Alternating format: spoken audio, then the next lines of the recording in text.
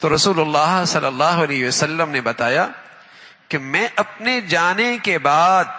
اپنی امت کے لیے جو سب سے بڑا فتنہ سمجھتا ہوں، ما ترکت بعدی فتنۃ اضر علی الرجال من النساء، مردوں پر میرے جانے کے بعد جو سب سے بڑا فتنہ ہے وہ عورتوں کا فتنہ ہے۔ اللہ کے نبی کہہ رہے ہیں سب سے بڑا فتنہ عورتوں کا فتنہ ہے۔ یہی وجہ ہے قرآن میں حدیث میں اللہ نے کہا ہے، اللہ کے رسول نے کہا ہے، کسی عورت کے لیے اپنے بناؤ سنگھار کا نمائش کرنا یا جسم کے وہ اعضاء جو حسن و جمال رکھتے ہیں ان کا غیر مردوں کے سامنے اظہار کرنا یہ حرام ہے۔ بلکہ رسول اللہ صلی اللہ علیہ وسلم نے تو ایک موقع پہ اتنی سخت بات فرمائی ہے، فرمایا جو عورت خوشبو لگا کر باہر جاتی ہے اور اس لیے جاتی ہے کہ لوگوں کی نظریں لے لے، وہ بدکار ہے، وہ زنا کر رہی ہے، اور جس کی نظر اس پہ پڑ رہی ہے وہ آنکھ بھی زنا کرنے والی۔ معاشرہ خراب ہوتا ہے، سوسائٹی خراب ہوتی ہے، نسب خراب ہوتا ہے، ہنستے بستے گھر جڑتے ہیں، مسلمان ٹوٹ پھوٹ کا شکار ہوتا ہے، زندگیاں اجڑ جاتی ہیں۔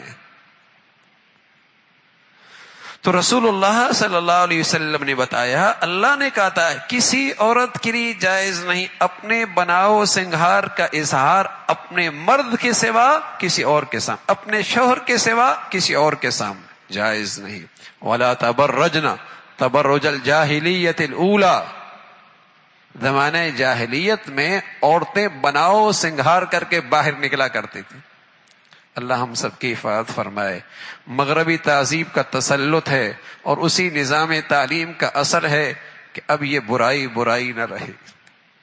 اب یہ گناہ نہ رہا، اور یہ چیز روز بروز بڑھتا چلا جا رہا ہے۔ ہمارا تاجر بھی ہے اور ہمارا جسے کہیں گے کاروباری بھی ہے اور ہمارا بیچنے والا بھی ہے، اس نے اپنا سامان بھی بیچنا ہے، تو جب تک بے حیائی اور فحاشی کو سڑکوں پہ نہ عام کرے اس کے کپڑے بھی نہیں بیچتے، اس کا ساز و سامان بھی نہیں بکتا، اور سوچتا بھی نہیں ہے کہ میں چند ٹکوں کے لیے معاشرے کو کتنا گندا کر رہا ہوں اور آنے والی نوجوان نسل کا ذہن کیسے اس میں تخریب پیدا کر رہا ہوں۔ پہلے یہ چیزیں نہیں ہوتی تھیں، آج سے 20-25 سال پہلے، 15 سال پہلے یہ گندگیاں صرف سینماؤں پہ ہوا کرتی تھی، اور رمضان کے اندر ان سینماؤں پر بھی کپڑا ڈال دیا کرتے تھے، کپڑا۔ یہ گندگیاں سینماؤں پہ ہوا کرتی تھی، رمضان میں ان پر بھی کپڑا ڈال دیا کرتے تھے۔ لیکن یہ سلو پوائزن ایسی دی گئی کہ گھر کے ڈرائنگ روم کے اندر بھی آ گیا، ٹی وی کے اسکرین پر بھی آ گیا، ہر ایک کے ہاتھ میں بھی آ گیا، تو اتنی عام ہو گئی کہ اب رمضان میں بھی یہ گندگیاں ہر سڑک پہ موجود ہیں۔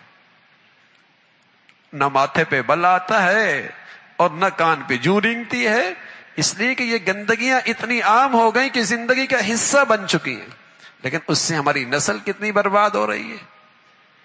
ذہنیت کتنی خراب ہو رہی ہے، شرم و حیا کا کیسا بیج مارا جا رہا ہے، شرم و حیا کا کیسا بیج مارا جا رہا ہے۔